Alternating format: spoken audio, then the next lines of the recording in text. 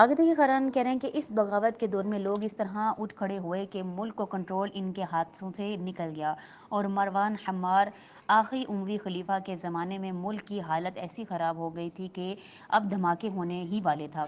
دوسری طرف لوگوں نے یہ جان لیا تھا کہ پیغمبران خاندان پیغمبر کے افراد جو اسلامی معاشرے میں محبوب ترین لوگ ہیں اور عدالت و تقوی کا نمونہ شمار کیے جاتے ہیں، اور صرف یہی محکم اور قابل اطمینان مرکز ہے جن کو سامنے لائے بغیر نجات کا کوئی دوسرا راستہ نہیں ہے۔ در حقیقت اہل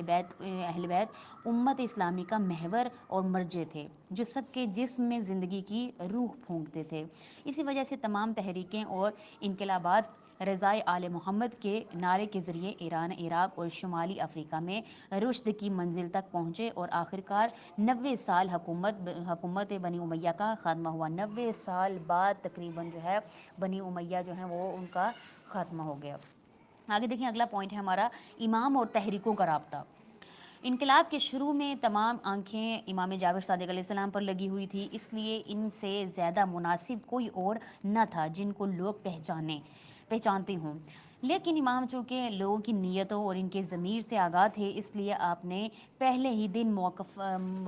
موافقت کا اظہار نہیں کیا، ہر چند کہ آپ نے اختلاف بھی نہیں کیا۔ یعنی مولا نے جب آپ یعنی آئے ہیں جب امامت پر، تو آپ نے نہ کسی کی سٹارٹنگ میں جو ہے کہ جو جس چیز پر تھا اس کو وہاں سے ہٹنے کے لیے بولا، جو جس چیز پر بھی کسی جگہ پہ مولا نے اختلاف نہیں کیا، کیونکہ امام جانتے تھے کہ ہر قیام اگرچہ رضائے آل محمد کے نام پر ہو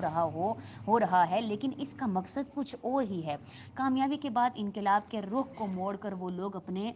مقاصد کے لیے انجام کو پہنچائیں گے، اور اس حقیقت کو امام کے ارشادات سے معلوم کیا جا سکتا ہے کہ پہلا پوائنٹ یہ ہے، عبداللہ ابن حسن نے امام جعفر صادق سے خواہش ظاہر کی کہ وہ دعوت میں پیش قدمی کرنے والے صفا اور منصور کے ساتھ ہو جائیں، یعنی انہوں نے کہا کہ آپ ان کے ساتھ ہو جائیں، ان کی پارٹی میں شامل ہو جائیں جو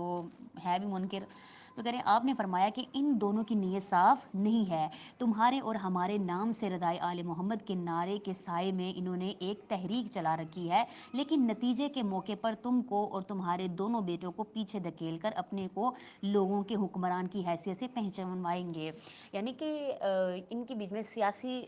سازش تھی کہ یہ کیا کریں گے کہ نام تو ہمارا ہی ہوگا لیکن اصل میں حکومت یہ لوگ کریں گے، کیونکہ امام تو جانتے ہیں ہر چیز، امام کو سب کچھ پتہ تھا۔ دوسرا پوائنٹ ہے صدیر صرفی کی دعوت میں تعاون کرنے کے جواب میں بھی امام نے فرمایا میں ان لوگوں میں اخلاص نہیں دیکھ رہا۔ تیسرا پوائنٹ ہے ابو مسلم خراسانی نے جس نے عباسیوں کو حکومت تک پہنچایا، ایک خط میں امام جعفر صادق علیہ السلام کو لکھا میں لوگوں کو اہل بیت کی دوستی کی طرف دعوت دیتا ہوں کہ آپ اس بات کی طرف مائل ہیں کہ میں آپ کی